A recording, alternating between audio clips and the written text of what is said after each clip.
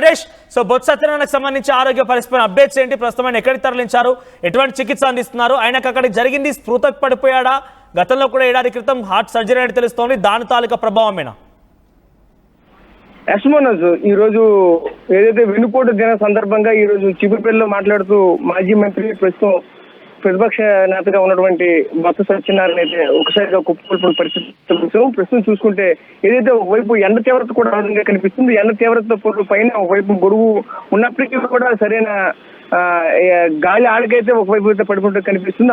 అదే విధంగా చూసుకుంటే గతంలో కూడా ఇటువంటి ఘటన అయితే మాత్రం చోటు చేసుకుంది. ఎందుకంటే అతనికి కూడా పరిస్థితులు కూడా ఉన్నాయి.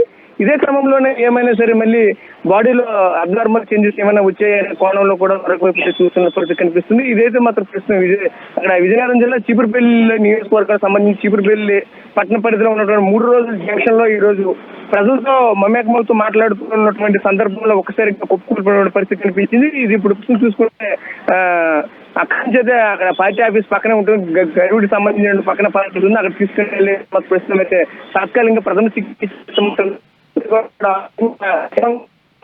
సమాచారం అయితే ఉపయోగించుంది. మనోజ్ ప్రస్తుతానికి అయితే మాత్రం అంత దగ్గరగా ఉంటుంది తెలుస్తుంది. మనోజ్ అయితే వైద్యులు ఏం చెప్తున్నారు? ఆయన వెంటనే అక్కడి నుంచి వైసీపీ కార్యాలయం తరలించినట్టు తెలుస్తోంది. అటు పిమ్మట హాస్పిటల్ తరలించారా? వైద్యులు ఏం చెప్తున్నారు మరి?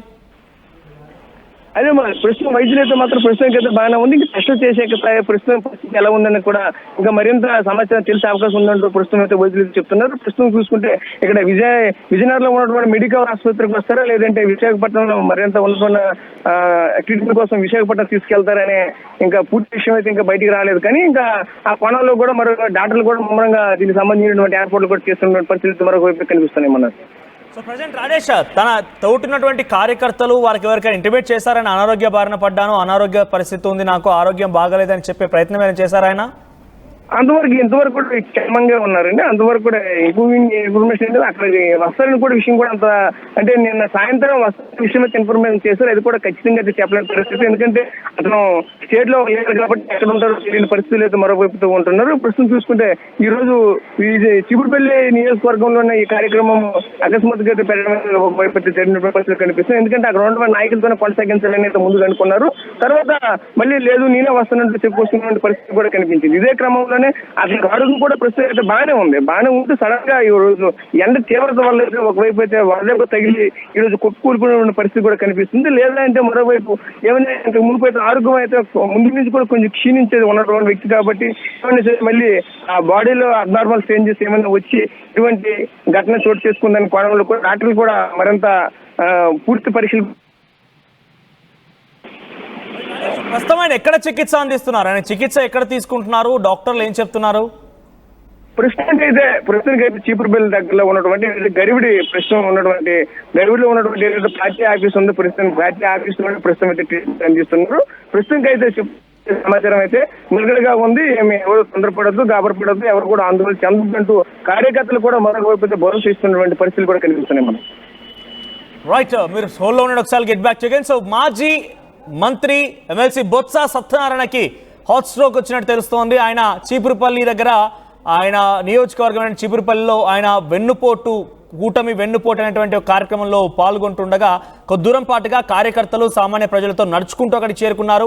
ఆ సభా ప్రాంగణం దగ్గరికి చేరుకున్నారు. అక్కడికి వచ్చిన తర్వాత రథం ఎక్కి ప్రజలను ఉద్దేశించి కూటమి ప్రభుత్వం ఇచ్చిన హామీలు నెరవేర్చలేకపోతోంది, కూటమి ప్రభుత్వం ఈ రకంగా ప్రజల్ని మోసం చేస్తున్న రకంగా ఆరోపణలు చేస్తూ కూటమి ప్రభుత్వం విమర్శలు చేసేటువంటి ఆ ప్రసంగం కొనసాగిస్తూ ఉండగానే ఆయన ప్రసంగం ప్రారంభించి నిమిషాల వ్యవధిలోనే అలా నిలుచునిపోయి చేతిలో మైక్ హోల్డ్ చేస్తూ అలా కుప్పకూలిపోయారు. అయితే గతంలో ఏడాది క్రితం కూడా ఆయనకి హార్ట్ సర్జరీ అని తెలుస్తోంది. ఈ రోజు ఎండ తీవ్రత ఎక్కువగా ఉండడం, ఆయన ర్యాలీగా నడుచుకుంటూ ఒకటికి రావడం, ఇవన్నీ కూడా ప్రభావం చూపించే ఉంటాయని తెలుస్తున్నాయి. సో ప్రజెంట్ ఈ దృశ్యాలు గమనించడం ఎవరైనా కూడా ముఖ్యంగా ఎక్స్పర్ట్స్ ఏం చెప్తున్నారంటే ఇక్కడ జరిగిన ఆ సంఘటన స్పృహ తప్పి పడిపోవడమో లేకుంటే కళ్ళు తిరిగి పడిపోవడం లాంటిది కాదు, డెఫినెట్గా హార్ట్ స్ట్రోక్ వచ్చి ఉంటుంది. ఆయన మాట్లాడుతూ ఒకసారిగా స్టాచ్యూ అయిపోయారు. నిజంగా స్పృహ పడిపోయినట్టయితే కనుక ముందుగానే అక్కడ పక్కన ఉన్న వాళ్ళకి చెప్పేవారు, ఆ రకమైన సిమ్టమ్స్ ఉండేవి. కానీ మాట్లాడుతూ ఒకటేసారి సడన్గా ఆయన సైలెంట్ అయిపోయి కుప్పగూలిపోయారంటే ఇది డెఫినెట్గా గుండెపోటు తాలూకా సిమ్టమ్స్ అన్నట్టుగా ఎక్స్పర్ట్స్ చెప్తున్నారు. సో ప్రెజెంట్ అయితే ఆ ఎక్స్క్లూజివ్ దృశ్యాలని వెరీ ఫస్ట్ ఆర్టీవీ మీకు చూపించే ప్రయత్నం చేస్తోంది. చీపురుపల్లి నియోజకవర్గంలో ఆయన రథం ఎక్కి మాట్లాడుతుండగా ఈ ఘటన చోటు చేసుకుంది. సో బొత్స సత్యనారాయణ యొక్క ఆరోగ్య పరిస్థితి పైన ప్రెజెంట్ అయితే గరివిడి వైసీపీ కార్యాలయంలోనే ఆయనకి చికిత్స అందిస్తూ ఉన్నారు. సో అటు పిమ్మట విజయనగరం లేదా విశాఖపట్నానికి ఆయన తరలించే అవకాశం కనబడుతోంది. మరి ఎక్కడికి తరలిస్తారని ఇంకా అప్డేట్స్ రావాల్సి ఉంది. సో తాజాగా ఆయన పరిస్థితి పైన ఎటువంటి అప్డేట్స్ రావడం లేదు. కార్యకర్తలు ఆయన వైసీపీ పార్టీకి సంబంధించిన అభిమానులు బొత్స సత్యనారాయణకి సంబంధించిన అనుచరులు మొత్తం కూడా ఒకసారిగా ఆందోళనకు గురయ్యారు. వారంతా కూడా పెద్ద ఎత్తున గరివిడి వైసీపీ కార్యాలయానికి చేరుకున్నారు. అక్కడ ఆందోళన వ్యక్తం చేస్తున్నారు. ఏం జరిగి ఉంటుందో ఏమవుతుందో అని చెప్పి అందరూ కూడా భయభ్రాంతులకు గురవుతున్నారు. ఎస్ రాజేష్, సో కార్యకర్తలు కానివ్వండి వైసీపీ నాయకులు ఏం చెప్తారు? అక్కడ నుంచి ఎక్కడ ఎట్టి తరలించే అవకాశం ఉందని, బెటర్ ట్రీట్మెంట్ కోసం ఎక్కడికి తీసుకెళ్లబోతున్నారు? మరి ప్రస్తుతం చూసుకుంటే ఇక్కడ ప్రెసిడెంట్ నిలకడగా ఉందని చెప్పేసి ప్రస్తుతానికి గరివిడిలో ఉన్నటువంటి ఏదైతే కార్యాలయం సేద తీరుతున్న పరిస్థితి కనిపిస్తుంది. ఇప్పుడు వైద్యుల పర్యవేక్షణలో ప్రస్తుతమైతే బొత్స సత్యనారాయణ ఉన్నట్లయితే తెలుస్తుంది. ప్రస్తుతం మనకు చూస్తున్న కార్యకర్తలు ఇస్తున్న సమాచారం ఏంటంటే ప్రస్తుతం అయితే నిలకడగా ఉంది, ఎవరిని కూడా ఆందోళన చెందొద్దంటూ బయటకు వచ్చి చెప్పుకొస్తున్న పరిస్థితులు కూడా కనిపిస్తుంది. ప్రస్తుతం చూసుకుంటే ఇదంతా వడదెబ్బ కారణంగానే జరిగినట్టయితే మాత్రం మరొక చెప్పుకొస్తున్న పరిస్థితులు కనిపిస్తుంది. మరోవైపు కోణంలో కూడా ఏదైతే గతంలో కూడా ఎప్పుడైతే గత ఒక 5 years బ్యాక్ కూడా ఆల్రెడీ బొత్స సత్యనారాయణ